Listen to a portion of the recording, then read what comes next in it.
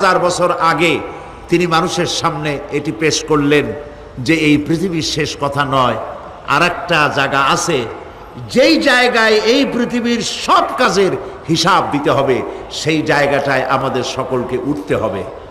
নবী করিম সাল্লাল্লাহু আলাইহি সাল্লাম মানুষকে পরকালের জ্ঞান দিয়েছিলেন, মানুষকে আখিরাতের জবাবদেহিতার কথা বলেছিলেন। জবাবদেহিতা শুধু গভর্নমেন্টের কাছে না, শুধু ঊর্ধ্বতন কর্মকর্তার কাছে না, ট্রান্সপারেন্সি, স্বচ্ছতা, জবাবদেহিতা শুধু ঊর্ধ্বতন কর্মচারী বা কর্মকর্তার কাছে নয়, সব থেকে বড় জবাবদেহিতা হবে কার কাছে? জোরে বলেন, কার কাছে? সে আল্লাহ পাকের কাছে জবাবদেহি করতে হবে প্রত্যেকটি কাজের, প্রত্যেকটি কথার। এই কথাগুলি কোরআনে কারিমে আল্লাহ পাক বিধৃত করেছেন। পরকালের উপরে আল্লাহ যত কথা বলেছেন,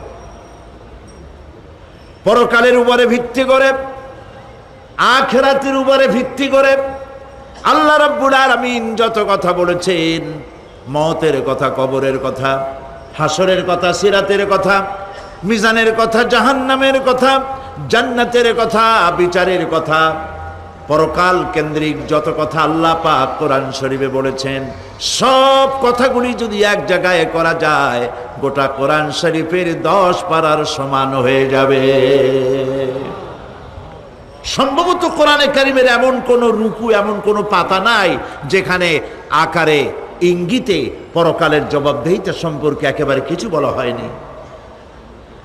এই পরকাল কেন্দ্রিক কথাগুলির কারণেই সেই জামানার চোর, ডাকাত, ছিনতাইকারী, ধর্ষণকারী সব হেদায়েত হয়ে গিয়েছিল, আর মানুষগুলি পৃথিবীর সর্বশ্রেষ্ঠ সম্মানিত জাতিতে পরিণত হয়ে গেছিল। ঠিক কিনা বলেন?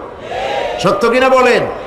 সন্ত্রাস বন্ধ করতে হলে নৈতিকতার সৃষ্টি করতে হবে, আর নৈতিকতার সৃষ্টি কোরআন ছাড়া আর কিছুতেই করতে পারে না। আমার শিক্ষাঙ্গনে, কলেজ, বিশ্ববিদ্যালয়, হাই স্কুলগুলিতে যে ধরনের মানুষ আজ তৈরি হচ্ছে, আপনারা কি লক্ষ্য করেছেন কি মানুষ হচ্ছে? দেখুন নবীজি কি বলেছেন।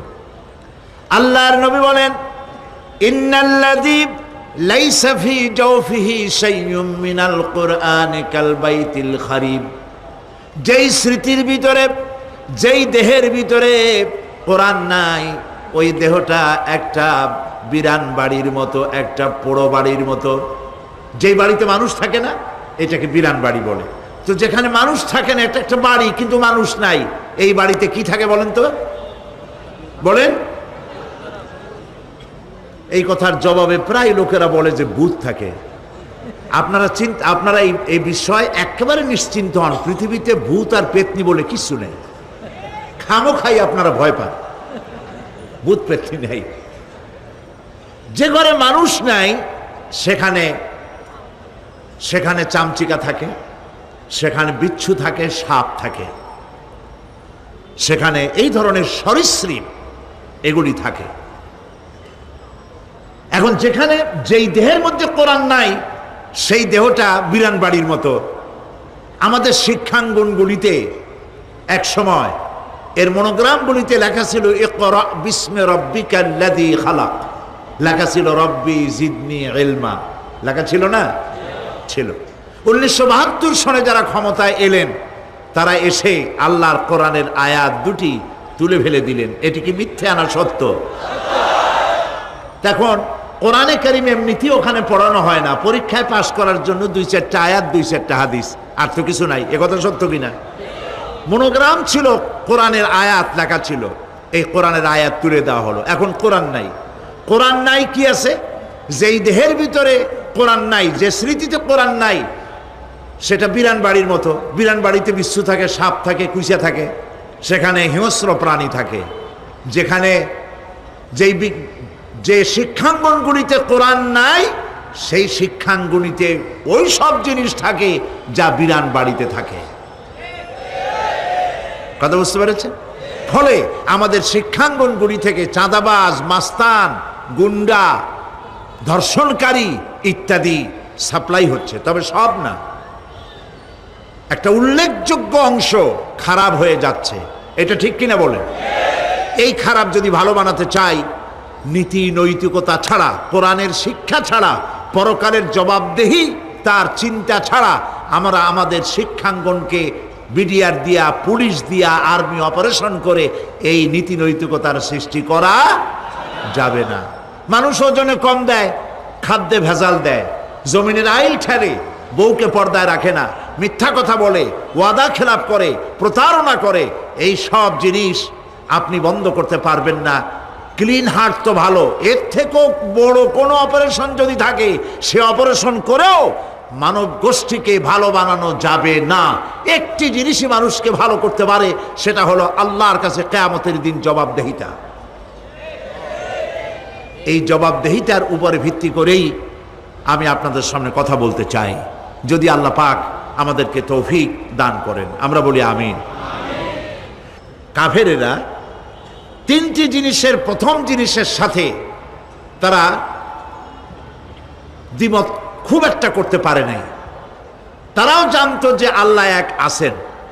তাদের যে দেবতাগুলি ছিল এ সম্পর্কে তাদের ধারণা ছিল যে দেবতাগুলিও ওই আল্লাহর তৈরি করা, তবে আল্লাহর কাজের এরা হলো অংশীদার। যেরকম গভর্নমেন্টের একজন প্রধানমন্ত্রী থাকে আর একজন প্রেসিডেন্ট থাকে, আর বিভিন্ন বিভাগে মন্ত্রীরা থাকে, আল্লাহরও ওইভাবে রাষ্ট্র, আল্লাহ বা ভগবান বা গড, তারও এই বিশ্ব এগুলিকে পরিচালনা করার জন্য বিভিন্ন মন্ত্রণালয় আছে, আর ওই সব মন্ত্রণালয়গুলিতে আমাদের দেবতাগুলিকে এইভাবে শরীক করে রাখা তিনি রেখেছেন। এটা হলো তাদের ধারণা। 2 নম্বরে নবী করিম সাল্লাল্লাহু আলাইহি সাল্লামের রিসালাত সম্পর্কে তাদের এই ব্যাপারে তারা একমত হতে পারে নাই, কিন্তু নবী করিম সাল্লাল্লাহু আলাইহি সাল্লাম মিথ্যা কথা বলেছেন নাউজুবিল্লাহ, এটা তারা ধারণা করতে পারতো না। কারণ 40টি বছর পর্যন্ত একটি মিথ্যে কথা তিনি বলেন নাই। সুবহানাল্লাহ বলেন। নবুয়তের আগ পর্যন্ত কোনো মিথ্যে কথা তার কাছ থেকে লোকেরা শোনে নাই। সুবহানাল্লাহ। সারা জীবনেও তিনি কোনো মিথ্যে কথা বলেন নাই। তৃতীয় যে বিষয়টি, এই বিষয় ছিল তাদের মারাত্মক প্রশ্ন, সেটাই আপনাদের সামনে আমি বলবো ইনশাআল্লাহ। পড়েন আমার সাথে। আউযু বিল্লাহি মিনাশ শাইতানির রাজীম। বিসমিল্লাহির রাহমানির রাহিম। শয়তানের ওয়াসওয়াসা থেকে পানাহ চাই। পরম করুণাময় আল্লাহ রাব্বুল আলামিনের নামে শুরু করছি। আম্মা ইয়াতাসাআলুন আনিন নাবাইল আযীমিল্লাযী হুম ফীহি মুখতালিফুন কাল্লা সায়া'লামুনা সুম্মা কাল্লা সায়া'লামুন। সূরা নাবা।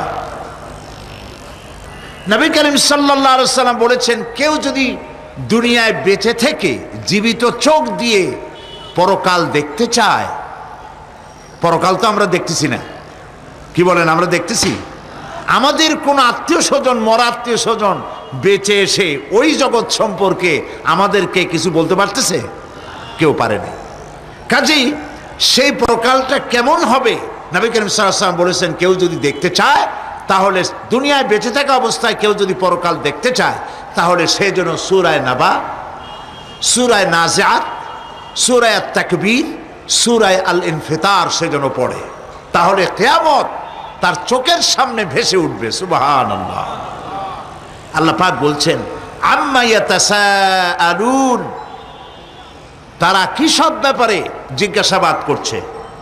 আনিন নাবাইল আযীম, সেই মহা ব্যাপারটি, সেই মহা খবরের ব্যাপারেই কি তারা এসব প্রশ্ন করছে? আল্লাযী হুম ফীহি মুখতালিফুন, যে ব্যাপারে তারা নিজেরাই মতদ্বৈততায় ভুগছে এবং নিজেরাই ঠাট্টা বিদ্রুপ ইত্যাদি করে বেড়াচ্ছে।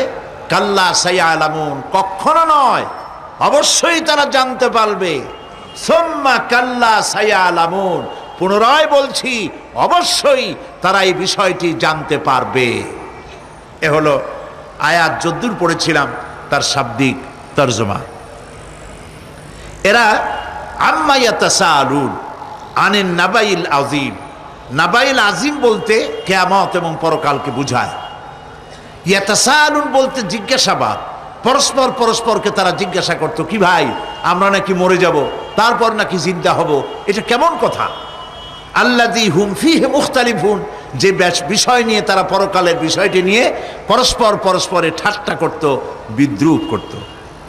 পরকাল সম্পর্কে অবিশ্বাসী যারা ছিল তাদের প্রশ্নগুলো কিরকম ছিল, কোরআনে কারীম তা বিধৃত করছে। প্রিয় ভাই সব, কোরআন কোনো গোপন কিতাব নয়।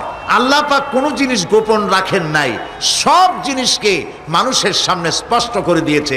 সুবহানাল্লাহ বলেন। কিন্তু এখানে একটা দুঃখ আছে, সেটা হলো এই যে কোরআন শরীফ সম্পর্কে আমাদের মুসলমানদের একটি গ্রুপ, একটি দল, তারা বলে বেড়ান যে কোরআন তো আসলে আমরা বুঝবো না, আমরা হলাম পাবলিক, কোরআনের আমরা বুঝবো কি, এগুলি সব আলেম ওলামাদের কাম, আমরা বুঝবো না। আসেন আমাদের অন্যরা কি বলে, হুজুররা কি বলে দেখি, সেই সব বইপত্র পড়ি। প্রিয় ভাই সব, বুজুর্গরা মুরব্বীরা যে কথা বলেন সে কথা যে সঠিক তা বোঝার জন্যই তো কোরআন প্রয়োজন। কোরআনই যদি না বুঝলেন তাহলে তারা আপনাদেরকে বিভ্রান্ত করছে কিনা সেটা তো আপনি বুঝতে পারবেন না। কথা ঠিক কিনা বলেন? এখন কোরআন বোঝা যারা বলেন যে এটা কোরআন বোঝা সহজ নয়, কঠিন, আমার চিন্তায় এই লোকগুলি, এই বিশাল একটি গ্রুপ, একটি দল, শয়তানের বড় রকমের ওয়াসওয়াসার ভিতরে তারা নিমজ্জিত হয়ে গেছে। আল্লাহ মেহেরবানি করে এই ভাইদের দৃষ্টিকে খুলে দিন, যাতে তারা বুঝতে পারে যে কোরআন শুধু আলেম ওলামাদের জন্য নয়, কোরআন পৃথিবীর সমস্ত মানুষের জন্য। হুদাল্লিল আলিমিন তো আল্লাহ পাক বলেন নাই আলেমদের জন্য নাজিল করেছি, তা তো বলেন নাই, বলেছেন হুদাল্লিন নাস, সমস্ত মানুষের জন্য কোরআন দেওয়া হয়েছে। এখন কোরআন বোঝা কঠিন না সহজ? এই প্রশ্নের জবাবে আল্লাহ রাব্বুল আলামিন, আমরা প্রশ্ন করব, আমাদের প্রশ্ন করার অনেক আগে আল্লাহ রাব্বুল আলামিন সূরা কামারের ভিতরে একটি প্রশ্নের জবাব 4 বার দিয়েছেন। আল্লাহ পাক বলেছেন, ওয়া লাকাদ ইয়াসসারনাল কুরআনা লিযিকর ফাহাল মিন মুদ্দাকির। আল্লাহ পাক বলেন, আমি আল্লাহ অবশ্যই কোরআনকে মুখস্থ করার জন্য আর কোরআন বোঝার জন্য মানুষের কাছে আমি সহজ করে দিয়েছি। ফাহাল মিন মুদ্দাকির, আছে কে কেউ এর থেকে উপদেশ গ্রহণ করার? 4 বার আল্লাহ পাক বলেছেন সূরা কামারের ভিতরে, অবশ্যই কোরআন আমি বোঝার জন্য সহজ করে দিয়েছি। সুবহানাল্লাহ বলেন। আমরা বুঝতে চাই না, তাহলে বুঝবো কি করে? বুঝতে চাইলেই তো আমরা বুঝতে পারবো, চেষ্টা করলেই বুঝতে পারবো। কোরআনে কারীমের এই সূরাটির দিকে লক্ষ্য করেন, আল্লাহ পাক বলছেন কাফেরেরা এটা বিশ্বাস করতো না, বিশ্বাস না করে তারা কি সব প্রশ্ন উঠাইতো, সেই প্রশ্নগুলো আল্লাহ পাক তুলে ধরেছেন। আরেকটি জিনিস লক্ষ্য করুন, আল্লাহর চাইতে শক্তিধর পৃথিবীতে কেউ আছে? আকাশে কেউ আছে? কোথাও কেউ আছে? কেউ নাই। আল্লাহরে অস্বীকার করছে একদল লোক, বলতেছে মানি না। আল্লাহ পাক ফেরেশতা পাঠায় দিলেন, ওদের গর্দান পিটাই ভেঙে দাও, আমারে মানে না কে? এইরকম কি আল্লাহ করছে? না, করেন নাই। ওরা বলে পরকাল মানি না, আল্লাহরে মানি না। আল্লাহ পাক কোরআনে যুক্তি দিয়েছেন, আর নবী করিম সাল্লাল্লাহু আলাইহি ওয়াসাল্লামকে বলেছেন, ইন্নামা আনতা মুযাক্কিরুন লাস্তা আলাইহিম বিমুসাইতির। হে নবী, উপদেশক করে আপনাকে পাঠাইছি, আপনাকে লাঠি চার্জ করার জন্য পাঠাই নাই। আপনি দারোগা নন, আপনি প্রচারক, মানুষকে উপদেশ দিন সুন্দর সুন্দর ভাষায়। উদউ ইলা সাবিলি রাব্বিকা বিল হিকমাতি ওয়াল মাউইজাতিল হাসানা, মিষ্টি মিষ্টি ভাবে, সুন্দরভাবে, সুকৌশলে মানুষকে ভালো ভালো কথাগুলি সুন্দর করে বুঝিয়ে দিন। সুবহানাল্লাহ বলেন। এখন এই কাফেররা বলছে পরকাল বুঝি না, এগুলা কেমনে হয়? আমরা অস্বীকার করি, মানি না। আল্লাহ পাক সাথে সাথে ফেরেশতা দিয়ে কারো ঘাড় মটকান নাই, কিন্তু পারতেন না? পারতেন না? আরে ভাই বলেন না কেন, পারতো কি না? অবশ্যই পারতেন, কিন্তু তা করেন নাই। প্রত্যেকটি কথা যুক্তি দিয়ে, হাজার যুক্তি দিয়ে আল্লাহ পাক বুঝাইছেন। সুবহানাল্লাহ। কাফেরেরা প্রশ্ন করল, তারা বলতো আমাদের এই জীবন শেষ, মৃত্যুর পরে আমাদের আর নতুন করে ওঠা লাগবে না। ওরা বলতো ইন্না হাউলানি লায়াকুলুনা ইন হিয়া ইল্লা মাউতাতুনাল উলা ওয়া মা নাহনু বিমুনশারিন। তারা বলতো এই জীবনটাই আমাদের শেষ, এইখানে আমরা মৃত্যু ছাড়া, আমাদের এই জীবন ছাড়া আর কিছুই নাই, আর আমাদেরকে পুনরুত্থিত করা হবে না। পরিষ্কার তারা বলতো যে আমাদেরকে পুনরুত্থিত করা হবে না। এরপরে তারা আরো বলতো মা নাদরি মাসসাআতু ওয়ান নাযুন্নু ইল্লা যান্না ওয়া মা নাহনু বিমুস্তাইকিনিন। ওরা বলতো কিয়ামত কি জিনিস তা আমরা জানি না, আমরা বুঝি না, আমরা শুধু অনুমান করি মাত্র, আর আমাদের বিশ্বাস হলো আমাদেরকে কখনোই উঠানো হবে না, পুনরুত্থিত আমরা হব না। প্রিয় ভাই সব, এইভাবে তারা পরকালকে অস্বীকার করার কথাগুলি তারা বলতো। কাফেরেরা প্রশ্ন তুলতো আমরা আর আমাদের মৃত্যুর পরে আর আমাদেরকে জিন্দা করা হবে না। আখিরাতের জীবন সম্পর্কে কাফেরেরা আরো বলতো ওয়াকালু আইযা কুন্না ইযামান ওয়া রুফাতান আইন্না লামাবউসুনা খালকান জাদীদা। তারা বলতো যে আমরা মরে যাওয়ার পর আমাদের গোশতগুলি মিশে যাবে, হাড্ডি গুড্ডিগুলি পচে যাবে, এরপরে আমাদেরকে নতুন করে চিন্তা করা হবে। এটা মাথার মধ্যে ঢোকে না, কি আশ্চর্য ধরনের কথাটা হবে কি করে?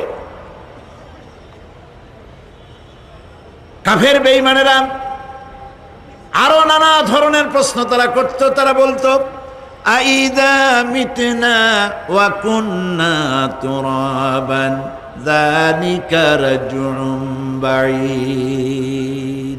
আমরা মাটিতে মিশে যাব, তারপরেও কি আমাদেরকে চিন্তা করা হবে, আমাদেরকে আবার উঠানো হবে? এটা তো বুদ্ধির, এটা চিন্তার বাইরের কথা, এটা তো মানতে পারি না।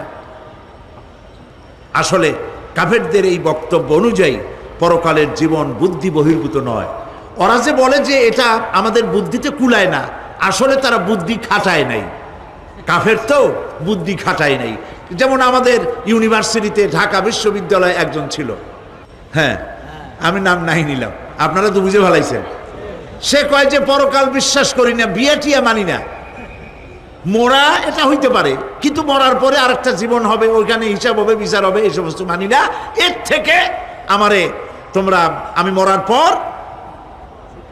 হ্যাঁ মানে গোসল করাইও না, কাফন পরাইও না, জানাজা মানাজা এগুলি আমি বিশ্বাস করি না। নাউযুবিল্লাহ। কত বড় কপাল পোড়া, কত বড় কপাল পোড়া! ও মরার পর তার এই চিন্তা সম্পর্কে যখন আমি জানতে পেরেছি, আমার ধারণা হয়েছে ওই লোকটার উপরে আমার খুব দুঃখ হয় না। যেরকম কত কাফের আসছে, কত নাস্তিক আসছে, বিদায় হয়ে গেছে, এগুলো কোনো ব্যাপার না দুনিয়ার ইতিহাসে। সব থেকে বড় ব্যাপার হলো এই লোকটি বাংলা বিভাগে বছরের পর বছর, যুগের পর যুগ শিক্ষকতা করেছে ঢাকা বিশ্ববিদ্যালয়ে। সে কত সোনার টুকরা ছেলেকে কয়লার খনি বানায় দিয়েছে। এই জন্য বিশ্ববিদ্যালয়ে যারা চাকরি করে সরকারের দেখা উচিত কাদেরকে চাকরি, সেখানে শিক্ষকতা করার জন্য কাদেরকে নিয়োগ করা হচ্ছে, তারা নামাজি কিনা, তারা পরিষ্কার কিনা, তারা জেনাকার কিনা, তারা মদ খায় কিনা, তারা শয়তানি করে কিনা, দেখে শুনে ভালো মানুষ দেওয়া উচিত। মরে গেল, তারপরে তাকে রাখা হলো ডায়াবেটিক সেন্টারের মারিচুয়ারি ডিপ ফ্রিজের মধ্যে। তিনি বলে গেলেন আমি মরার পর আমাকে মেডিকেল কলেজে পাঠায় দিও, তারা আমারে কাটা ছেঁড়া করিয়া তারপরে অপারেশন শিখবে। তো তার নসিহত অনুযায়ী তাই করা হলো, ওসিয়ত অনুযায়ী। যখন মেডিকেল কলেজের ছেলেরা টের পেল যে ওই নাস্তিকরা আনতেছে মেডিকেল কলেজে অপারেশন করে আমাদের শেখাবার জন্য, তারা বললো আল্লাহর হস্তে মাপ চাই, এই শয়তানের এদিকে আনবেন না। কারণ সারা জীবন সে আল্লাহরে মানে না, অস্বীকার করেছে। পরে কাটা ছিঁড়া করে আমরা যদি কিছু শিখি তো তাই দিয়া যে রুগী ভালো হবে অপারেশন করলে সেটাও মরবে। সুতরাং মাপ চাই, ফিরাও। ফিরাইয়া এখন ওইটার কি অবস্থা হয়েছে আমি জানি না, লেটেস্ট নিউজ জানি না কোথায় আছে। যদি এখন কবর তো কপালে হইল না, এখন যদি রাস্তাও ভালায় দেয় আমাদের দেশে কুত্তাও খাবে না, কারণ কুত্তাগুলি আমাদের দেশে এত অভদ্র না যে এত পচা বাসি লাশ খাবে, ওদেরও একটা রুচি টুচি আছে। প্রিয় ভাই সব, এদের চিন্তা, এদের বুদ্ধি হলো, এদের বুদ্ধি সীমিত বুদ্ধি। আর আল্লাহ কোরআনে বুদ্ধির কথা বলেন নাই, আল্লাহ বলেছেন জ্ঞানের কথা। আর ওরা হলো বুদ্ধিজীবী। ওরা কি জীবী কন? বুদ্ধিজীবী। আচ্ছা, আপনারা একটা প্রশ্নের জবাব দেন তো, দুনিয়ার সব থেকে বড় বুদ্ধিজীবী কেনা? মাশাআল্লাহ, আপনাদের ওয়াজ না শুনাইলেও হবে, আপনারা তো জানি ভালাইছেন সব। সব থেকে বড় বুদ্ধিজীবীর নাম হলো শয়তান, আর সব থেকে বড় জ্ঞানীর নাম হযরত আদম আলাইহিস সালাম। মানুষের মধ্যে সর্বপ্রথম আল্লাহকে জ্ঞান দান করেছিলেন। সুবহানাল্লাহ। আল্লাহ পাক কোরআনের মধ্যে কোথাও বলেন নাই যে আমি বুদ্ধি দিছি। আল্লাহ পাক বলেছেন ওয়া আল্লামা আদামাল আসমাআ কুল্লাহা, আমি আদমকে সমস্ত জিনিসের জ্ঞান দিয়েছি, নামগুলা শিখাইছি। সুবহানাল্লাহ। ওয়ালাকাদ আতাইনা লুকমানাল হিকমা, আমি লোকমানকে জ্ঞান দান করেছি। ওয়ালাকাদ আতাইনা দাউদা ওয়া সুলাইমানা ইলমা, আমি দাউদ আর সুলাইমানকে কি দিছি? বুদ্ধি দিছি। কি দিছি? জ্ঞান দান করেছি। ইব্রাহিম আলাইহিস সালাম বলেছেন, হে আমার আব্বা, হে আমার পিতা, আমার কাছে এমন জ্ঞান এসছে যে জ্ঞান আপনার কাছে নাই। ফাত্তাবিউনি আহদিকা সিরাতান সাবিয়্যা, আপনি আমার অনুসরণ করেন, আমি আপনাকে সোজা রাস্তায় উঠায় দেব। সুবহানাল্লাহ। আমার কাছে এমন ইলম আসছে। কোরআনে কারিমে আল্লাহ রাব্বুল আলামিন বুদ্ধি শেখো, আল্লাহর কাছে বুদ্ধি কামনা করো, এটা তিনি এক জায়গাও বলেন নাই। বলেছেন আমার কাছে দোয়া চাও, রব্বি জিদনি ইলমা। পড়েন সবাই, রব্বি জিদনি ইলমা। আবার বলেন, রব্বি জিদনি ইলমা। আয় আল্লাহ, তুমি আমার জ্ঞান বৃদ্ধি করে দাও। শয়তান ছিল বুদ্ধিজীবী, আদম আলাইহিস সালাম ছিলেন জ্ঞানী। শয়তান সুদ্দা। আল্লাহ পাক যখন সকলকে বললেন উসজুদু লিআদামা, সবাই মিলে আদমরে সেজদা দাও, ফাসাজাদু, সবাই মিলে সেজদা করলো, ইল্লা মিস্টার ইবলিস সেজদা করলো না। আবা ওয়াস্তাকবারা ওয়া কানা মিনাল কাফিরিন, কপাল পুড়লো, জম্মের পোড়া। এখন ও যে বুদ্ধিজীবী, দুনিয়ার বড় বুদ্ধিজীবী, দেখেন অবস্থা। আল্লাহ পাক জিজ্ঞেস করলেন, ইবলিস রে, আমার হুকুমটা তুই মানলি না কেন? কোন জিনিস তোরে বাধা দিল আমার হুকুম অমান্য করতে? মানলি না কেন? ও তখন, ও তো বুদ্ধিজীবী, বুদ্ধির আশ্রয় নিয়েছে। সে বলছে, আল্লাহ পাক, এটা মানি নাই একটা বৈজ্ঞানিক কারণেই, একটি দার্শনিক কারণেই মানতে পারি নাই। কারণ হচ্ছে খালাকতানি মিন নার ওয়া খালাকতাহু মিন তিন, তারে বানাইছো মাটি দিয়া, আমারে বানাইছো আগুন দিয়া, আনা খায়রুম মিনহু, আমি ওর থেকে অনেক ভালো। নাউযুবিল্লাহ। কত বড় কপাল পোড়া। আগুনের গতি হলো ঊর্ধ্বমুখী, মাটির গতি নিম্নমুখী। ঊর্ধ্বগতি সম্পন্ন একটা জিনিসকে নিম্নমুখী জিনিসের সামনে মাথা নত করতে বলা তোমার একটা অবৈজ্ঞানিক অদার্শনিক হুকুম হয়ে গেছে। নাউযুবিল্লাহি মিন যালিক। আল্লাহ পাক বললেন, ইন্নাকা রাজিম, মরদুদ, বিতাড়িত, সব আমল বরবাদ করে দিলাম। দেখেন, অপরাধ শয়তান করেছে, অপরাধ আদম আলাইহিস সালাম করেছে। একজন অপরাধ করে শয়তান হয়ে গেল, আর একজন অপরাধ করে আল্লাহর পয়গম্বর হয়ে গেলেন। সুবহানাল্লাহ বলবেন না? কেন? কারণ হলো শয়তান বুদ্ধিজীবী, বুদ্ধির আশ্রয় নিল।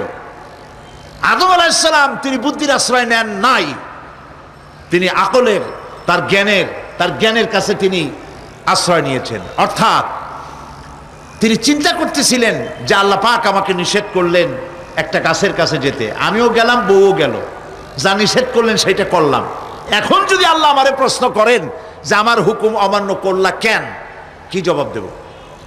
আদম আলাইহিস সালাম জবাব খুঁজে পাচ্ছিলেন না। কিন্তু আমি ওই আয়াত তেলাওয়াত করার পর সর্বপ্রথম সেই ছাত্র জীবনে আমি চিন্তা করলাম জবাবটা একটা দিতে উনি পারতেন। ছাত্র মানুষের মধ্যে তো নানান চিন্তা আসে, তো আমার চিন্তা আসলো উনি একটা জবাব তো দিতে পারতেন, আমাদের আবাল বাসার একটা জবাব তো দিতে পারতেন, এই যে আল্লাহ পাক সবই ঠিক আছে, অপরাধ আমি করেছি, ভুল আমি করেছি, কিন্তু আমার এটা জানতে ইচ্ছে হয় জান্নাতের সমস্ত নাজ নেয়ামত আমার জন্য তুমি জায়েজ করে দিলা যে গাছটার কাছে যাওয়া যাবে না, ফল খাওয়া যাবে না, এরকম একটা গাছ জান্নাতের মধ্যে বানাইয়া আমারই বিপদে ভালাইলা কেন? এরকম একটা জবাব তিনি দিতে পারতেন, কিন্তু তিনি দেন নাই। কারণ তিনি বুঝতে পেরেছেন মহাশক্তিধর আকাশ আর জমিনের মালিক আল্লাহ রাব্বুল আলামিনের সামনে আর্গুমেন্ট চলে না, তার সামনে আর্গুমেন্ট চলে না, সারেন্ডার চলে, আত্মসমর্পণ করা চলে। হযরত আদম আলাইহিস সালাম কোন আর্গুমেন্টের কাছে গেলেন না, কেঁদে কেঁদে অস্থির হয়ে যাচ্ছেন। আল্লাহ রাব্বুল আলামিন যখন প্রশ্ন করবেন, আদম রে আমার হুকুম ভাঙলি কেন, অমান্য করলি কেন, কি জবাব দেব? আর ঠিক সেই মুহূর্তেই রাব্বুল আলামিন প্রশ্ন করলেন, আদম রে আমার হুকুম অমান্য করলে কেন? হযরতে আদম আলাইহিস সালাম কোনো বুদ্ধির আশ্রয় না নিয়া তার জ্ঞান তাকে বলে দিল, আল্লাহ তাকে কালেমা শিখায় দিলেন। উদ্বুদ্ধ হয়ে তিনি আল্লাহ রাব্বুল আলামিনের সামনে মাথা নত করে দিয়ে বললেন, রব্বানা যালামনা আনফুসানা ওয়া ইল্লাম তাগফির লানা ওয়া তারহামনা লানাকুনান্না মিনাল খাসিরিন। রব্বানা যালামনা, হে আল্লাহ আমি আমার নফসের পরে, যালামনা আনফুসানা আমি আমার নফসের পরে জুলম করেছি, অত্যাচার করেছি। ওয়া ইল্লাম তাগফির লানা, তুমি যদি আমাকে ক্ষমা না করো। জ্ঞান কত দেখেন, শুধু ক্ষমা চান নাই, বলেছেন তুমি যদি আমাকে ক্ষমা না করো, ওয়া তারহামনা আর যদি দয়া না করো, লানাকুনান্না মিনাল খাসিরিন আমি ক্ষতিগ্রস্ত হয়ে যাব। কতটা জ্ঞানের অধিকারী তিনি! তিনি এটা বললেন না যে শুধু মাফ করে দাও, শুধু মাফ করলে হবে না, মাফও করা লাগবে, আর আগে যেমন দয়া করতে স্নেহ করতে সেটাও করা লাগবে। সুবহানাল্লাহ। আল্লাহ পাক রাজি হয়ে গেলেন, রাজি হন নাই? আল্লাহ রাব্বুল আলামিন হযরত আদম আলাইহিস সালামকে শুধু ক্ষমা করলেন না, ক্ষমাও করলেন, আর নবীর মর্যাদা দিয়ে আল্লাহ রাব্বুল আলামিন দুনিয়ায় পাঠাইয়া দিলেন। সুতরাং বুদ্ধি দিয়ে কাফেররা বুদ্ধির আশ্রয় গ্রহণ করে সর্বনাশ করেছে, যে পরকাল হইতে পারে না, মরে যাব আবার উঠবো, আবার এই শরীর কেমনে তৈরি হবে, এইটা তাদের বুদ্ধিতে কুলায় নাই। কিন্তু বুদ্ধি দিয়া চিন্তা করলে বোঝা যাইতো যে হ্যাঁ পরকাল একটা হইতে পারে। আর একটা কথা বলি, সেটা হলো এই, বহুত মানুষ আছে পরকাল বিশ্বাস করে না, আছে না? এমন আছে। এখন আমরা বিশ্বাস করি পরকাল, আমরা কারা কারা বিশ্বাস করি হাত উঁচু করে দেখান তো। আলহামদুলিল্লাহ বলি, বলেন আলহামদুলিল্লাহ। এখন যারা বিশ্বাস করে না তাদেরকে জানাতে চাই, আমরা যারা পরকালে বিশ্বাস করি, তাহলে পরকাল যদি না হয়, কিয়ামত যদি না হয়, বিচার আচার যদি কিছু না হয়, আমরাও বেঁচে গেলাম, আপনারাও বেঁচে গেলেন। কিন্তু সত্য সত্যই যদি পরকাল একটা হয়, বিচার যদি হয়, আমরা বেঁচে যাব, ফেসে যাবা তোমরা। প্রিয় ভাই সব, আল্লাহ রাব্বুল আলামিন সুন্দর করে বুঝাচ্ছেন, দেখো পরকাল কেন হবে, এটা বুদ্ধি দিয়ে চিন্তা করো, জ্ঞান দিয়ে চিন্তা করো। সারা বছর ব্যবসা করার পর হিসাব নিকাশের একটা দিন আসে, আসে না? বলেন আসে কিনা? হিসাব নিকাশের একটা দিন আসে সারা বছর ব্যবসা করার পর, সারা বছর লেখাপড়া করার পর, তারপরে কি বলে পরীক্ষা দেওয়ার একটা দিন আসে, আসে না? তো সারা জীবন আপনি এখানে কাজবাজ করবেন, এখানে আপনি ভালো করলেন মন্দ করলেন, এর কোনো জবাব হবে না, বিচার হবে না। এটা পাগলে চিন্তা করতে পারে, আর পাগলেরা চিন্তা করে বলেই তারা বলে, পাগলেরই এটা কথা, মাটির পুতুল যেমনে নাচায় তেমনি নাচি, পুতুলের কি দোষ। মরিয়া দেখেন, এই গান যারা বিশ্বাস করে মরিয়া দেখেন অবস্থাটা কি হয়। ফেরেশতারা আসা ধোপায় যেমন কাপড় আশ্রায়, ওই রকম ঠ্যাং ধরিয়া কবরের মধ্যে আশ্রাবে, আর বলবে যেমনে আশ্রায় তেমনি আশ্রাই, ফেরেশতার কি দোষ। কাজে এই পৃথিবী শেষ কথা নয়, মৃত্যু অবধারিত, মরা লাগবে না।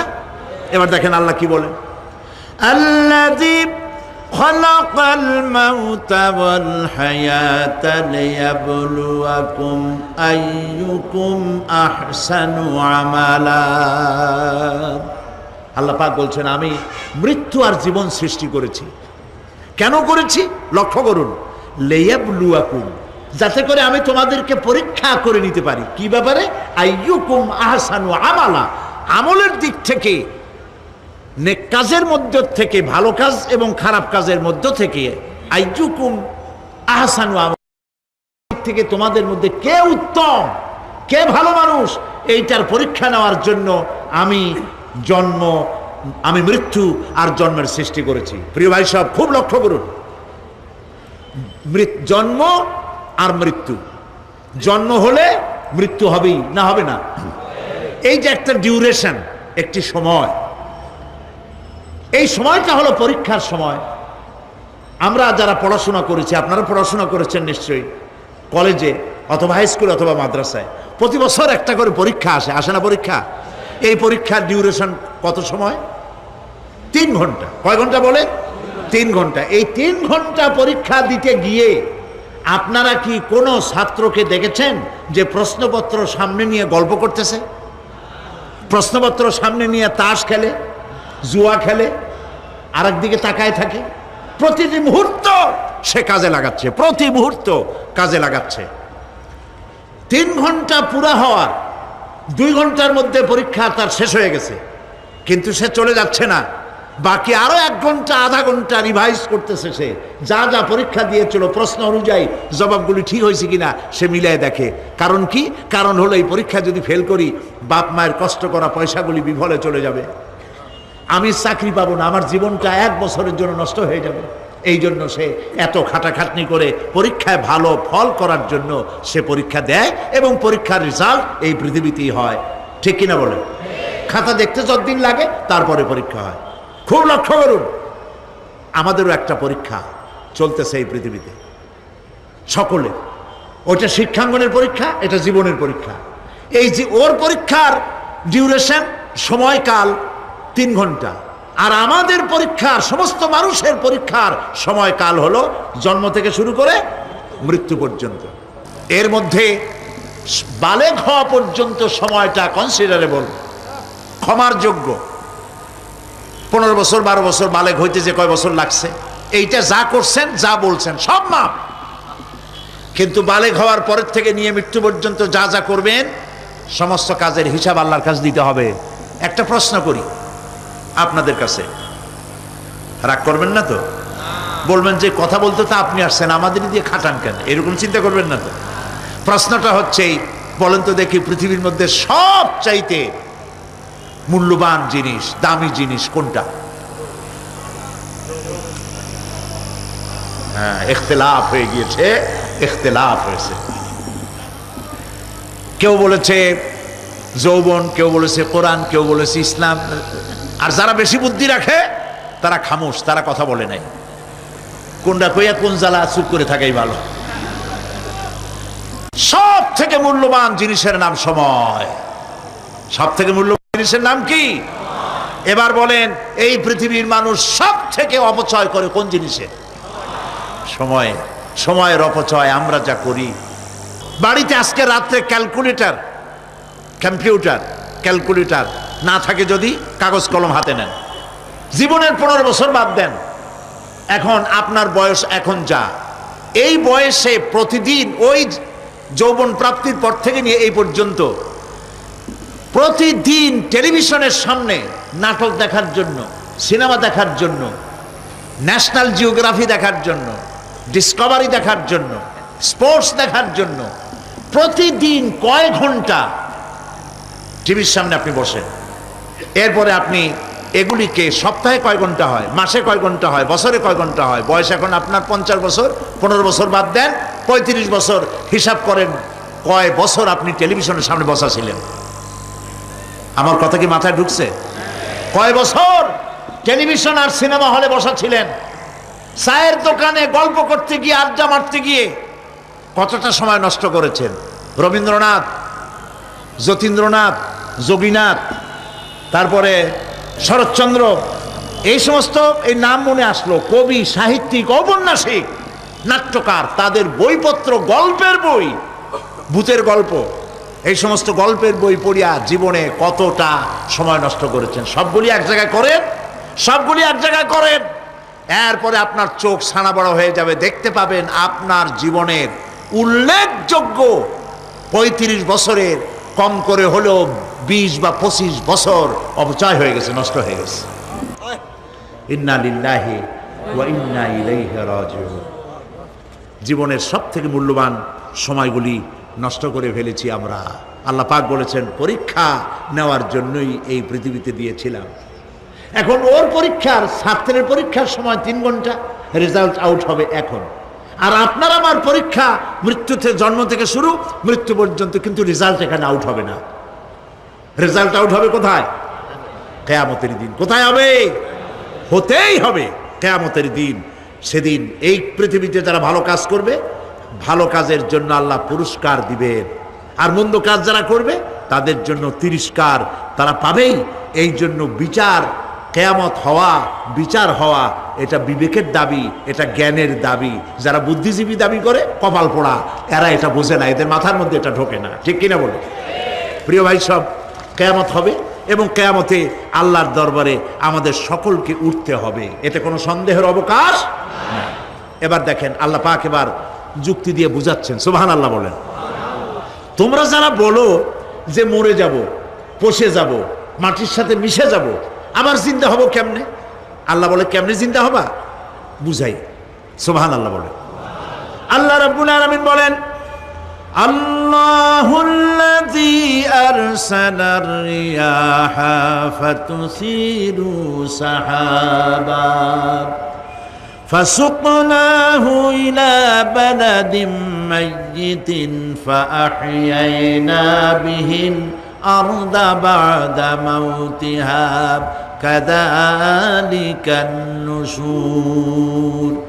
আল্লাহ পাক বলেন, লক্ষ্য করে দেখো, সমুদ্রের লবণাক্ত পানিগুলি বাষ্পীয় আকারে মেঘমালায় পরিণত করে দেই, আর বাতাসকে হুকুম করি মেঘটাকে টেনে নিয়ে যাও অমুক জায়গায়।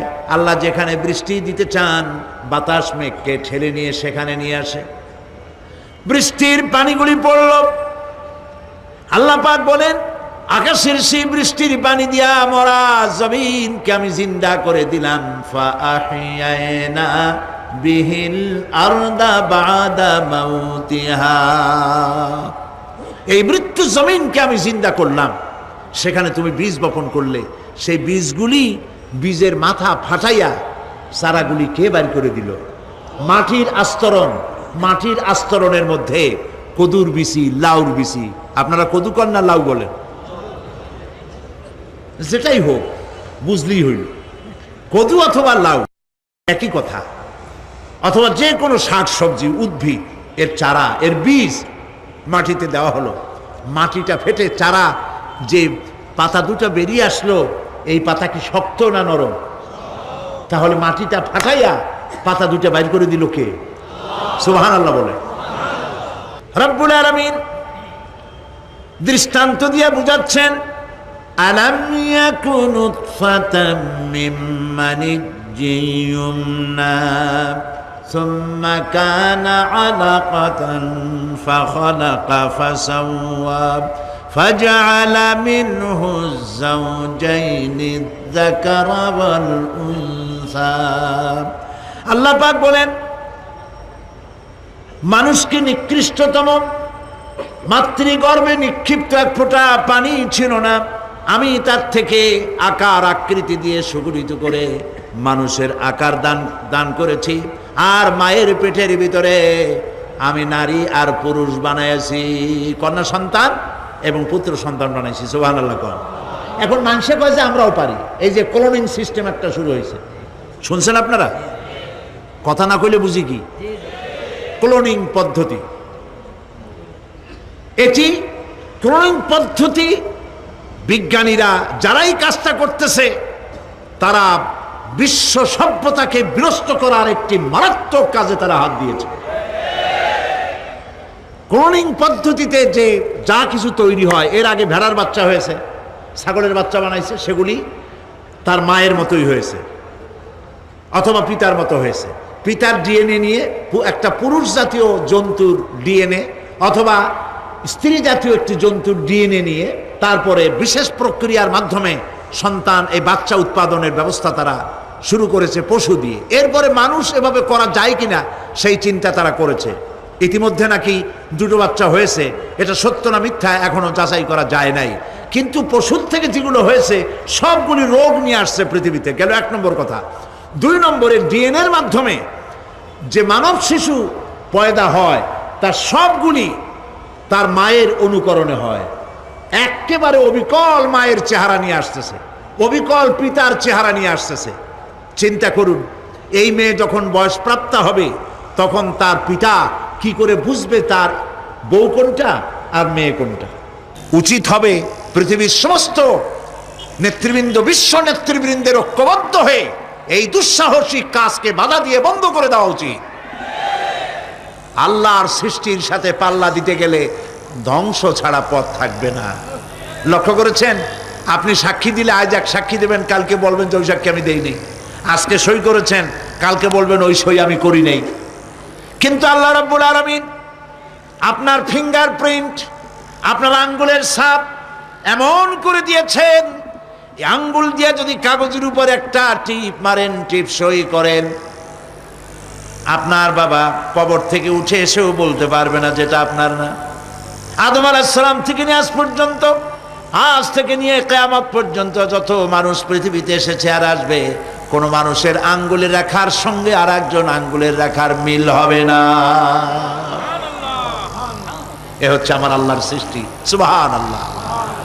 সুতরাং তিনি বলছেন, আমি মাতৃগর্ভের ভিতরে সন্তান তৈরি করি, সেই সন্তানকে কোনটা কন্যা সন্তান, কোনটা পুত্র সন্তান আমি বানাই। এই কাজটা যিনি পারেন, এবার দেখেন সামনে কি বলতেছেন আল্লাহ। এই কাজটি যিনি করতেছেন, আলাইসা যালিকা বিকাদিরিন আলা আইয়ুহিয়াল মাউতা।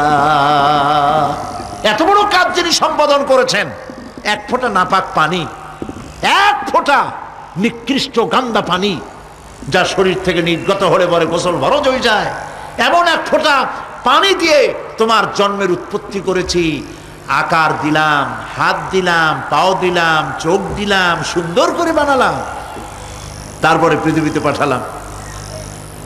এরপরে তুমি কি করে মনে করতে পারো যে সেই আল্লাহ তোমার মৃত্যুর পরে আবার চিন্তা করতে পারবে না? আলাইসা যালিক, আল্লাহ পাক কি তোমাকে মৃত্যুর পরে, আলাইসা যালিকা বিকাদিরিন, আল্লাহ পাকের পক্ষে এটা কি সম্ভব নয় যে তোমার মৃত্যুর পরে আল্লাহ আবার চিন্তা করবেন?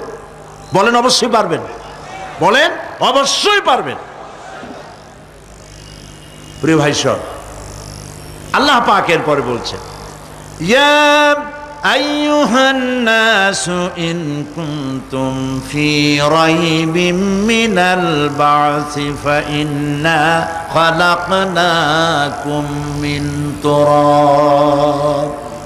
হে মানব সকল, যদি সন্দেহ হয় যে আমি তোমাদের পরকাল সম্পর্কে, যদি পুনরুত্থান সম্পর্কে যদি তোমাদের সন্দেহ হয়, জানা থাকা উচিত আমি তোমাদেরকে মাটি দিয়ে সৃষ্টি করেছি, মাটির উপকরণ দিয়ে সৃষ্টি করেছি। এই মাটির সাথে মিশে যাবা, আবার উঠানো হবে। মাটিতে কবরের মধ্যে মুর্দা রাখার সময় কি বলি আমরা? মিনহা খালাকনাকুম ওয়া ফিহা নুঈদুকুম। পড়েন সবাই, মিনহা خلقناكم وفيها نعيدكم ومنها نخرجكم تارة أخرى। মাতৃগর্ভের ভিতরে মানুষকে আল্লাহ রাব্বুল আলামিন হাত পাও চক্ষু কর্ণনাসিকা দিয়ে সুন্দর করে মায়ের পেটের ভিতরে বানায়া এই পৃথিবীতে আল্লাহ পাক পাঠায় দেন। আর আল্লাহ পাক বলেন, সুম্মা নুখরিজুকুম তিফলা, বাচ্চার আকারে মায়ের পেট থেকে বের করে দিলাম। যে আল্লাহ রাব্বুল আলামিন এইভাবে করে তোমাদেরকে সৃষ্টি করেন। যালিকা বিআন্নাল্লাহা হুয়াল হক। জেনে রাখো, এসব কিছু এই জন্যই ঘটে যেহেতু আল্লাহ রাব্বুল আলামিন, আল্লাহ তাআলা মহাসত্য। তিনি যা বলেন তাও সত্য, তার কথার মধ্যে কোনো রকমের বৈপরীত্য নাই। ব্যারোমিটার যন্ত্র আছে, যে যন্ত্রের মাধ্যমে আবহাওয়া মাপা হয়, বৃষ্টি হবে কি হবে না, ঝড় হবে কি হবে না, জলোচ্ছ্বাস হবে কি হবে না, এগুলি ব্যারোমিটার যন্ত্র দিয়া, আবহাওয়া মাপা যন্ত্র দিয়ে তারা মাপে। কিন্তু আপনারা কি কখনো শুনেছেন যে রেডিও টেলিভিশনে বলা হয়েছে সন্দ্বীপ, কুতুবদিয়া, হাতিয়া, সেন্ট মার্টিন এবং বাঁশখালী, আর কি কোন দু একটার নাম, কক্সবাজার, পতেঙ্গা ইত্যাদির উপর দিয়ে 280 মাইল স্পিডে ঝোড়ো হাওয়া প্রবাহিত হবে। আগামীকাল 30 ফিট উঁচু হয়ে জলোচ্ছ্বাস হবে, এরকম কথা বলে কেউ? কি বলে? হইতে পারে, হইতে পারে, বজ্রসহ বৃষ্টিপাত হতে পারে। এবার কোরআন শরীফ দেখুন তো, কোরআন শরীফে কোথাও আছে পরকাল হইলেও হইতে পারে, কবর আযাব এটাও হয়তো হইতে পারে, জান্নাত আর জাহান্নাম থাকতেও পারে, এরকম কথা আছে? সব কথা ডাইরেক্ট, কোন কথার ভিতরে কোন রকমের বৈপরীত্য নাই।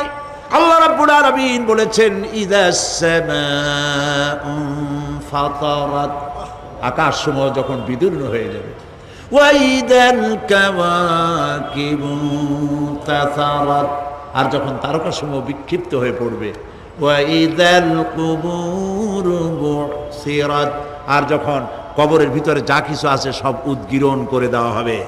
সমস্ত কথাগুলি ডাইরেক্ট। যালিকা বিআন্নাল্লাহা হুয়াল হক, যেহেতু আল্লাহ মহাসত্য।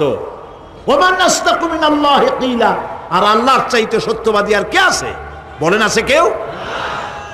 সে আল্লাহ রাব্বুল আলামিন বলেন এত কিছু কাজ, এত সুন্দর ব্যবস্থাপনা করে যিনি করেন, ওয়া আন্নাহু ইউহয়িল মাউতা ওয়া আন্নাহু আলা কুল্লি শাইইন কাদির, সে আল্লাহ রাব্বুল আলামিন তোমাদেরকে তোমাদের মৃত্যুর পরে আবার জিন্দা করবেন, এতে সন্দেহ করার কোনো কারণ নাই।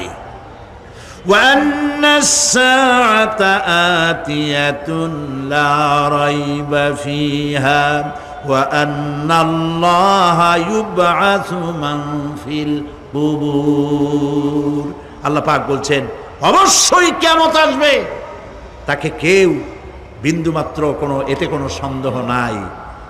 আর وأن الله يبعث من في القبور, আর আল্লাহ পাক অবশ্যই কবরে যা কিছু আছে সব বের করে নিয়ে আসবেন।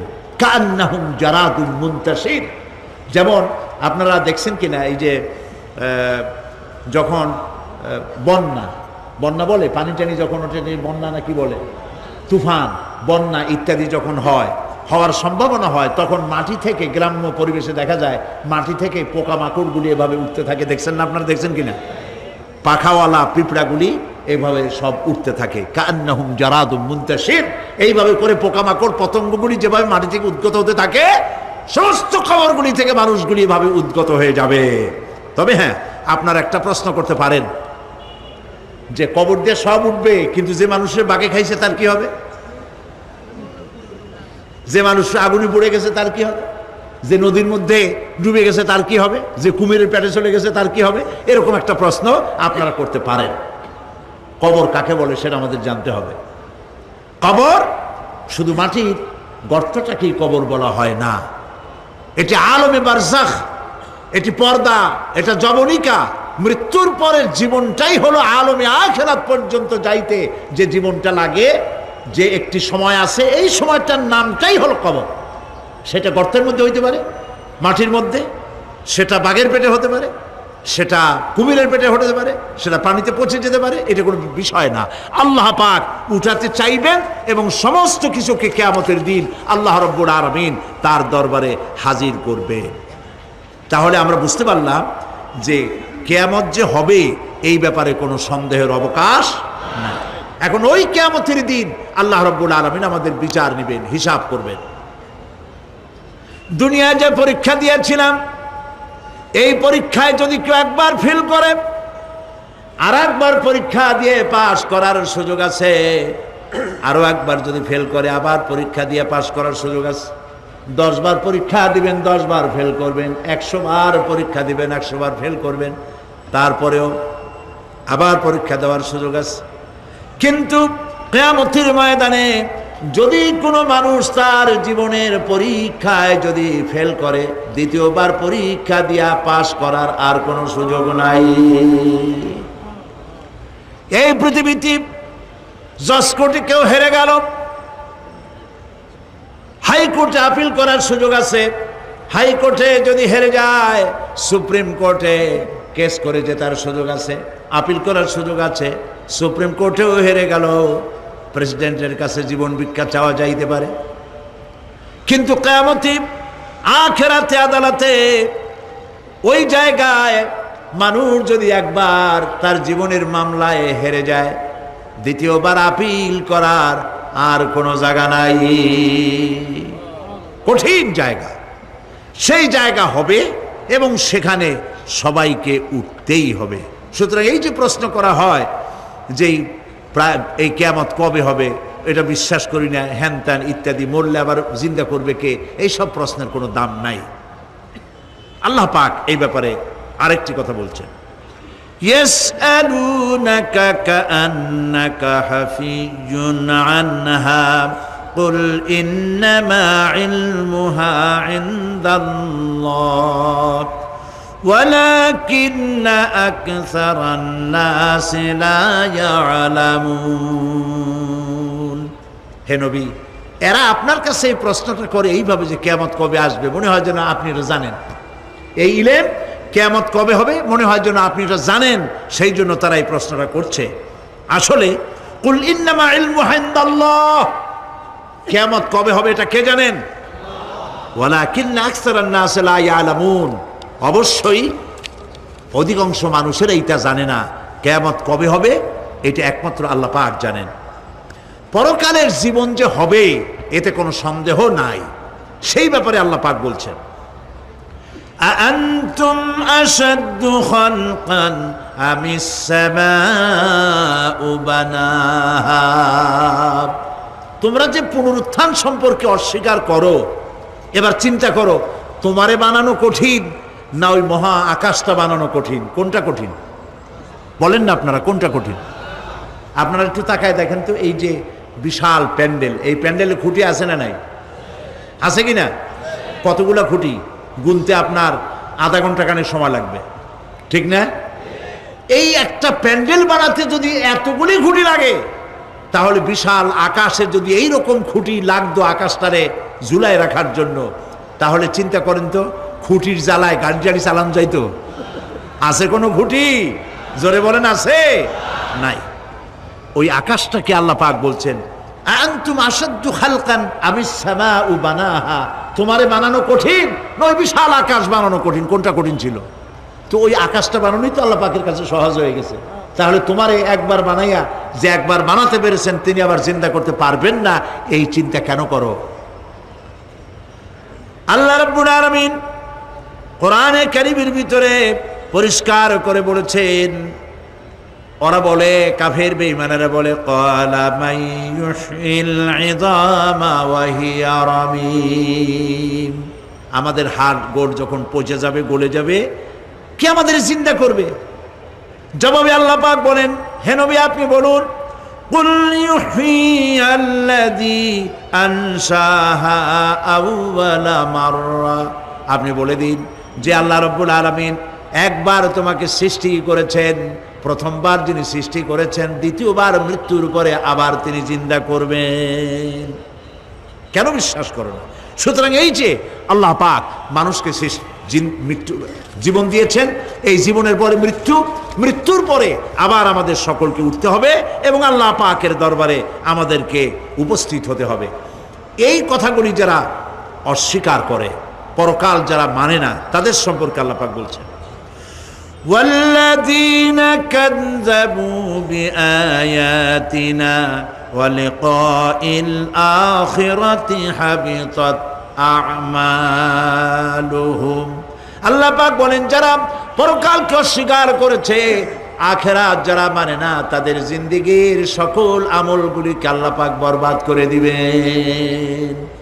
পরকালের বিশ্বাসের উপরে ভিত্তি করেই মানুষের চরিত্র ভালো হইতে বলেন পারে। একটা দৃষ্টান্ত দেই, একটা দৃষ্টান্ত। এই যে যারা চুরি করে, ডাকাতি করে, সন্ত্রাস করে মানুষ মারে, সন্ত্রাসগুলি করে কি জন্যে? এদের ধারণা নাই যে আল্লাহ পাক আমাদেরকে উঠাইতে পারবে, আমাদের মৃত্যু হবে, পরকালের চিন্তা নাই বলেই তারা এই কাজটা করে। রাতের আধারে কোটি কোটি টাকার অফার আসছে, কেউ দেখে না এইখান থেকে, এই টাকার খাওয়া থেকে, অথবা জেনা করা থেকে, অথবা মদ পান করা থেকে গোল্ডেন অপরচুনিটি, সুযোগ আসছে, জেনা করা যায়, মদ খাওয়া যায়, টাকা নেওয়া যায়, অবৈধ টাকা। এই অপরাধ থেকে বাঁচাতে পারে একমাত্র পরকালের জবাবদিহিতা, আখিরাতের ভয়। আল্লাহর কাছে আমাকে জবাবদিহি করতে হবে, এই ভয় ছাড়া আর কোনো কিছুই মানুষের এই বিপদ থেকে মানুষের চরিত্র ভালো বানাইতে পারে না। মানুষের চরিত্র ভালো বানাবার জন্য এটাই হচ্ছে একমাত্র পথ। সেই জন্য আল্লাহ পাক আখিরাতের জীবন রেখেছেন, উঠতে সেখানে হবেই। এই পৃথিবীতে একবার যখন আসছি, আমাদেরকে জিন্দা আল্লাহ করবেন এবং সমস্ত কথাগুলির জবাব আল্লাহর কাছে দিতে হবে। আল্লাহ রাব্বুল আলামিন বলেন, ওয়াত্তুর ওয়া কিতাবিম মাসতুর ফি রাক্কিম মানশুর ওয়াল বাইতিল মা'মুর ওয়াস সাকফিল মারফু' والبحر المسجور إن عذاب ربك لواقع ما له من دافع। সূরা তুর। আল্লাহ পাক বলছেন তুর পাহাড়ের শপথ, তুর পাহাড়ের শপথ, সেই প্রকাশ্য পবিত্র গ্রন্থের শপথ যা লিপিবদ্ধ রয়েছে মসৃণ ঝিল্লিতে, চর্ম ঝিল্লিতে লিপিবদ্ধ রয়েছে। আরো শপথ বাইতুল মামুরের, আরো শপথ সুউচ্চ আকাশের, আরো শপথ উচ্ছ্বাসিত তরঙ্গায়িত সমুদ্রের। নিশ্চয়ই সেই আযাব আসবে, আযাব মানে কিয়ামত, সেই পরকাল অবশ্যই আসবে। মা লাহু মিন দাফি', এই শাস্তি থেকে, এই কিয়ামত আসা থেকে, এই কিয়ামত সংগঠিত হওয়া থেকে রোধ করার মতো ক্ষমতা কারো নাই। সুবহানাল্লাহ। এখন আল্লাহ পাক তুর পাহাড়ের কসম করছেন। তুর পর্বত হচ্ছে সেই পর্বতের কথাই ধরা যাক, যেখানে এটি ঐতিহাসিক পর্বত। হযরতে মূসা আলাইহিস সালামকে আল্লাহ রাব্বুল আলামিন যেখানে নবুয়তের শিরস্থান পড়িয়ে দিয়েছিলেন, তুর পাহাড়ের ভিতরে। অতুর সিনিন, তুর পাহাড়ের কসম আল্লাহ পাক বলছেন। এবং খোদায়ের আল্লাহ রাব্বুল আলামিনের সঙ্গে বিরোধিতা করার কারণে ফেরাউনকে এই তুর পাহাড়ের কাছেই লোহিত সাগরের মধ্যে, দরিয়ায় নীলের মধ্যে আল্লাহ পাক ডুবিয়ে মেরেছিলেন এবং নির্যাতিত বনি ইসরাইলকে শাস্তি দেওয়ার চূড়ান্ত সিদ্ধান্ত এই তুর পাহাড়েই আল্লাহ পাক দিয়েছিলেন। আল্লাহ বলছেন, আমি সেই তুর পাহাড়ের কসম করি। ওয়া কিতাবিম মাসতুর, এবং পবিত্র গ্রন্থের শপথ, যেই গ্রন্থগুলি নাজিল হয়েছে নবীদের উপরে, ইনজিল, তাওরাত, জাবুর, কোরআন, এই কিতাবগুলির কসম করি। সুবহানাল্লাহ। কোরআনের কসম করি, আল্লাহ পাক বলছেন এই কিতাবগুলির কসম করছি। তুর পাহাড়ের কসম করছি, কিতাবগুলির কসম করছি। ওয়াল বাইতুল মামুর, আর বাইতুল মামুরের কসম করছি। সেটা কি? আকাশের প্রত্যেকটি আকাশে একটি করে বাইতুল মামুর আছে। ওই আকাশের ফেরেশতারা এই বাইতুল মামুরকে কেন্দ্র করে আল্লাহ রাব্বুল আলামিনকে সেজদা দেয়। আল্লাহ পাক হযরত আদম আলাইহিস সালামকে বলেছিলেন, একটি ঘর বানাও, বাইতুল মামুরের নিচে বানাও। তিনি বললেন, আমি তো জানি না বাইতুল মামুর কোথায়। হযরতে জিবরাইলকে পাঠানো হলো, বাইতুল মামুর আকাশের যেখানে আছে ঠিক সেই সোজা বর্তমানে মক্কা শরীফে যে কাবা শরীফ যা আছে, অবিকল আল্লাহ পাকের আকাশে বাইতুল মামুর যেখানে, তার সরাসরি নিচেই কাবা শরীফ স্থাপিত হয়েছে। আল্লাহ রাব্বুল আলামিন বলছেন, আমি এই বাইতুল মামুরের কসম করছি। এরপরে আল্লাহ পাক বলছেন যে ফেরেশতারা যে বাইতুল মামুরকে তাওয়াফ করে এবং আল্লাহ পাকের ইবাদত করে, সেই বাইতুল মামুরের কসম, ওয়াস-সাকফিল মারফু, সুউচ্চ আকাশের কসম। এই আকাশ আল্লাহ পাক সৃষ্টি করেছেন বিগাইরে আমাদিন, কোন রকমের কোন খুঁটি ছাড়াই। সুবহানাল্লাহ বলি আমরা। এই বিশাল আকাশ সম্পর্কে ওই যে বুদ্ধিজীবী যারা, কোরআনের জ্ঞান যাদের কাছে নাই, তারা বলে যে আকাশ বলতে কিছু নাই, ওইটা একটা নীলা নীলা বহুত দূর, সেই জন্য নীলা নীলা দেখা যায়। এই পৃথিবী সম্পর্কেও তাদের ধারণা এই পৃথিবীও কিছু না, এটা হলো ওই যে কি বলে, সূর্যের কাছের থেকে একটা উজ্জ্বল জ্যোতিষ্ক খুব ফোর্সে যাচ্ছিল, এই ফোর্স সহ্য করতে না পেরে সূর্যের একটি অংশ মহাশূন্যের উপরে ছিটকে পড়ল, ঘুরতে ঘুরতে পৃথিবীর আকার ধারণ করেছে। এই হলো ওদের ধারণা। অ্যাক্সিডেন্টের মাধ্যমে নাকি এই পৃথিবী হয়েছে। মূল কথা হলো এইভাবে করে যদি কোনো একটা গ্রহ উজ্জ্বল জ্যোতিষ্ক যাওয়ার কারণে পৃথিবী হয়ে থাকে, তাহলে এখন তো পৃথিবীতে মানুষ ধরতেছে না, মানুষ তো অনেক বেশি বেড়ে গেছে, তাহলে আর একটা জ্যোতিষ্ক দয়া করে সূর্যের পাশ দিয়ে যাইয়া আর একটা খণ্ড ফালাই দিয়া আর একটা পৃথিবী বানায় না কেন? প্রিয় ভাই সব, আল্লাহ পাক বলছেন ওয়াস-সাকফিল মারফু, আমি এই বিশাল আকাশের কসম করি। সুবহানাল্লাহ। এরপরে ওয়াল বাহরিল মাসজুর, পৃথিবীতে প্রবাহিত উচ্ছ্বসিত তরঙ্গায়িত সমুদ্র রাজির কসম করি। সুবহানাল্লাহ। আচ্ছা বলেন তো, এই পৃথিবী এর নিচে কি? এই পৃথিবীর নিচে কি? এই পৃথিবী মহাশূন্যের উপরে ঘুরছে। লক্ষ্য করেন আল্লাহর কত বড় শক্তি। আটলান্টিক মহাসাগর কোথায় বলতে পারবেন না? এই পৃথিবীতে। আটলান্টিক মহাসাগর কোথায়? এই পৃথিবীতে। আটলান্টিক মহাসাগর, প্রশান্ত মহাসাগর, ভূমধ্য সাগর, যত সাগর আর মহাসাগর সব এই পৃথিবীতে। এই পৃথিবী অসংখ্য পাহাড়, অসংখ্য সমুদ্র আর অসংখ্য মানবরাজি নিয়ে লাটিমের মতো ঘুরতেছে। সুবহানাল্লাহ। মহাশূন্যের উপরে, মহাশূন্যের উপরে লাটিম যেমন ঘোরে, পৃথিবী তেমন ঘোরে, অথচ মানুষগুলো ছিটকে পড়ে যায় না, পানিগুলি উড়ে কোথাও পড়ে যায় না। সুবহানাল্লাহ বলতে ইচ্ছে করে না। আল্লাহ রাব্বুল আলামিন সূরা ইয়াসিনের মধ্যে বলেছেন লাশ-শামসু ইয়ানবাগি লাহা আন তুদরিকাল কমারা ওয়ালাল লাইলু সাবিকুন নাহার ওয়া কুল্লুন ফি ফালাকিন ইয়াসবাহুন। সূর্য চন্দ্রের অধিকার নষ্ট করতে পারে না। রাত দুপুরের সময় সূর্য উঠবে না, দিনের দুপুর বেলায় চন্দ্র উদিত হয়ে সূর্যের আলোকে নিষ্প্রভ করতে পারে না। চন্দ্র সূর্যের আগে যেতে পারে না, সূর্য চন্দ্রের আগে যেতে পারে না, কারো গায়ে কারো ধাক্কা লাগে না। অসংখ্য তারকারাজি উড়ে বেড়াতেছে, কারো সাথে কারো কোনো ধাক্কা নাই, কোনো সংঘর্ষ নাই। মহাশূন্যের উপরে সূর্য চন্দ্র যেমন ঘোরে, ওয়া কুল্লুন ফি ফালাকি ইয়াসবাহুন, চাঁদ আর সূর্য যেমন ঘোরে, মহাশূন্যে যা আছে তাও ঘোরে।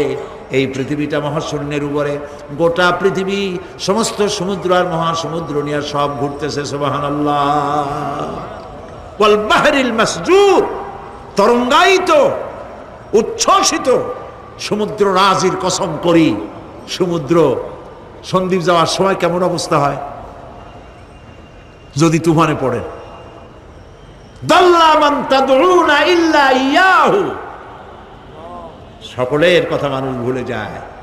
মৌজুন কাল জিবাল, পাহাড়ের মতো যখন ঢেউগুলো আসতে থাকে সবাই সব ভুলে যায়, তখন মনে পড়ে শুধু আল্লাহ। কি মনে পড়ে? আল্লাহ। আল্লাহ কত বড়, সমুদ্রের কাছে যাই দেখেন। সুবহানাল্লাহ। এই বিশাল বিশাল সমুদ্র রাজির কসম করছি।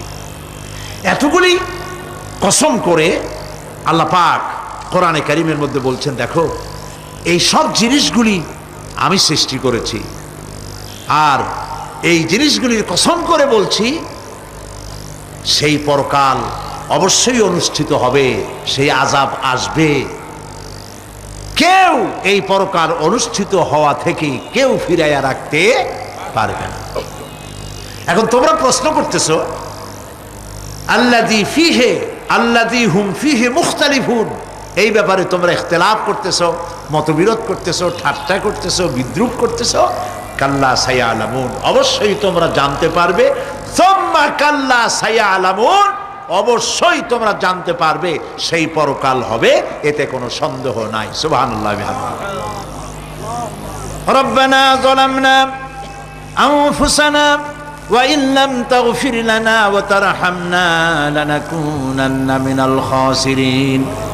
রব্বানা লা তুযিগ কুলুবানা বা'দা ইয হাদাইতানা ওয়া হাব লানা মিন লাদুনকা রাহমাতান ইন্নাকা আনতাল ওয়াহ্হাব। হায় আল্লাহ তাআলা, দীর্ঘক্ষণ ধরে তোমার কোরআনের কথা শুনে তোমার দরবারে হাত তুলেছি, দয়া করে মেহেরবানি করে আমাদের জিন্দেগির গুনাহ খাতাকে মাফ করে দাও।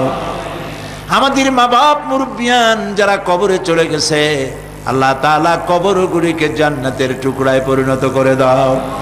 রব্বুল আলামিন, যেই পরকালের কথা, কিয়ামতের কথা আলোচনা করলাম, সেই কঠিন হাসরের ময়দানে যেদিন পায়ের নিচে হবে তামার মতো মাটি, আর মাথার উপরে প্রকাণ্ড সূর্যের তাপে গুনাহগারের মাথার চান্দি ফেটে গিয়া মগজগুলি গলে গলে নাক কান দিয়ে বেয়ে পড়তে লাগবে। জিহ্বাটা পানির পিপাসায় কুকুরের মতো ঝুলে নাভিস্থল পর্যন্ত পড়ে যাবে। ময়দানে সাড়া পড়বে পানি পানি বলে। আল্লাহ তাআলা ওই দিনে তোমার হাবিবের হাতের কাউসারের পেয়ালা আমাদের নসিব করে দিও। রব্বানা তাকাব্বাল মিন্না ইন্নাকা আনতাস সামিউল আলিম ওয়া তুব আলাইনা ইন্নাকা আনতাত তাওয়াবুর রহিম। সুবহানা রাব্বিকা রাব্বিল ইজ্জাতি আম্মা ইয়াসিফুন ওয়া সালামুন আলাল মুরসালিন ওয়ালহামদুলিল্লাহি রাব্বিল আলামিন। ওয়াজআল আখিরা কালামিনা ইনদাল মাউতি লা ইলাহা ইল্লা